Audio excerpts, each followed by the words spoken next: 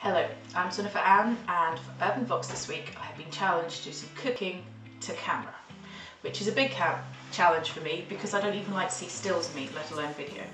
But I'll do my best because if you challenge me I'll pretty much do anything. It's very early in the morning, so I can't even do a Keith Floyd and start drinking wine. But I have coffee. Whew. So I thought I would make you some pancakes, because who can't beat pancakes as a breakfast? This is a recipe that my mother used to make me all the time growing up, and she calls them hotcakes because they're not like French pancakes, they're more like the American buttermilk pancakes that are thick and fluffy. You need about 8 ounces of self-rising flour. Don't you just love my flour container? Castellane champagne, all my different flours, I've got 4 kinds, all in different containers. About 8 ounces of self-rising flour,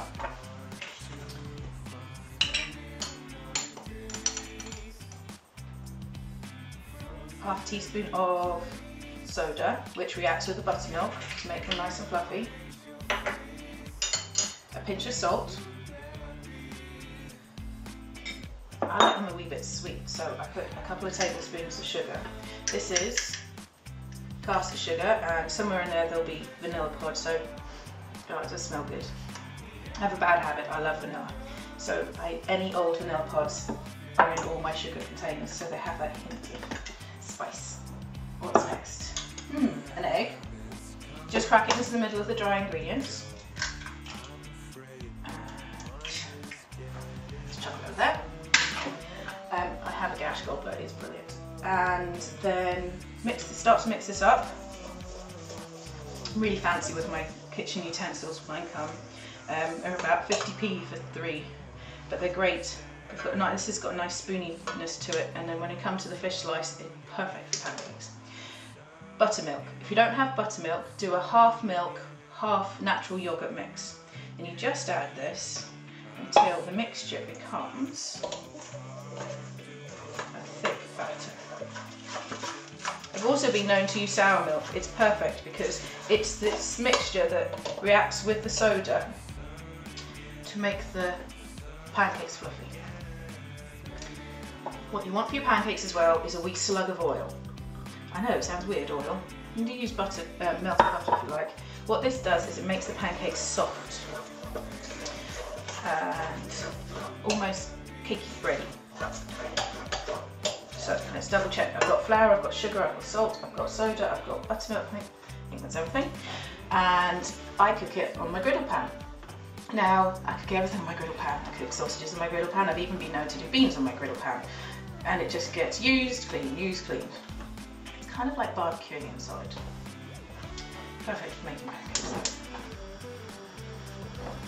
I've heated this up, so it's quite warm already.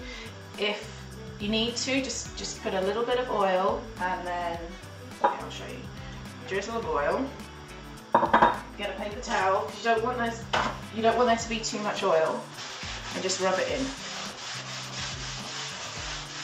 So it has a nice clean.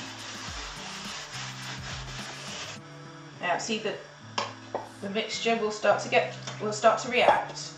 If you need to loosen up, just add some more of your liquid. You want to make them nice and thick.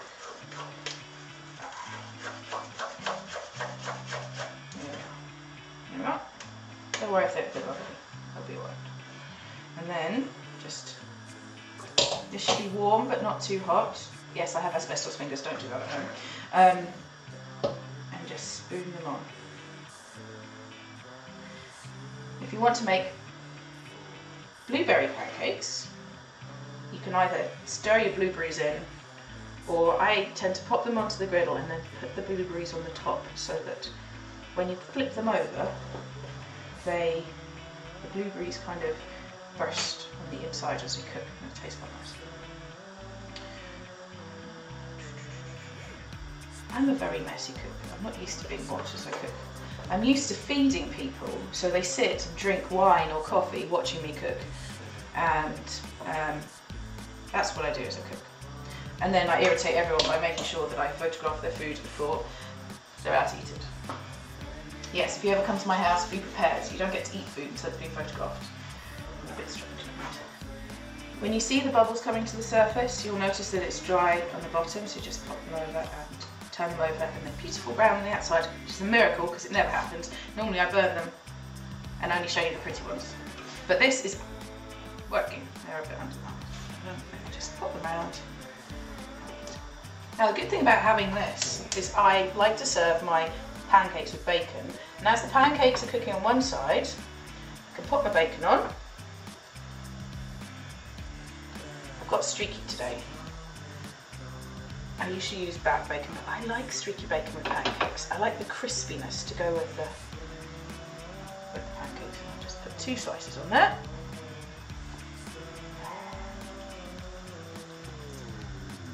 There we are. Because I like to serve my pancakes with crispy bacon and maple syrup. There's something about the sound of bacon cooking. Okay, as you can see now, the pancakes are ready. Should be ready on the other side. Just double check. They've got that nice mottled look.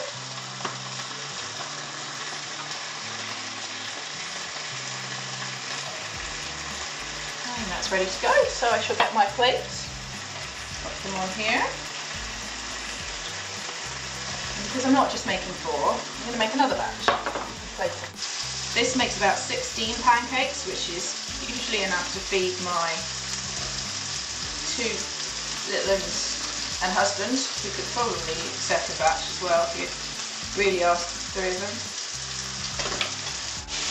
Now, if you don't have a griddle pan, any kind of frying pan will do fine. Just make sure it's hot before you put the pancakes in, otherwise they'll get to this slimy mixture. Also, don't put too much oil in because they'll kind of swim in it and taste chocolate. Now that bacon is done, according to my husband, so I just strain it off. I'd let it go cook a little bit longer because I like my bacon crunchy. So that's done, all we need to do is serve up, so just pop these on plate.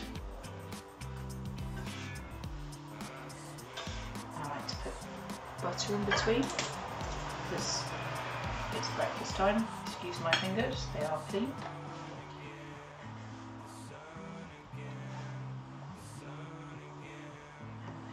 The bacon.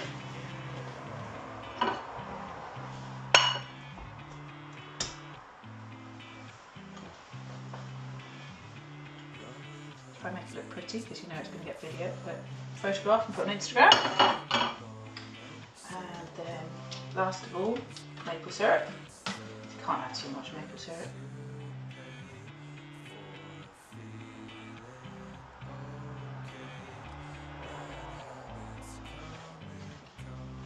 There you are. Breakfast is served. And if you're just wondering what's inside, it's a nice and fluffy inside. Okay, this is going to be my plate now. Thanks for watching. And there you have it.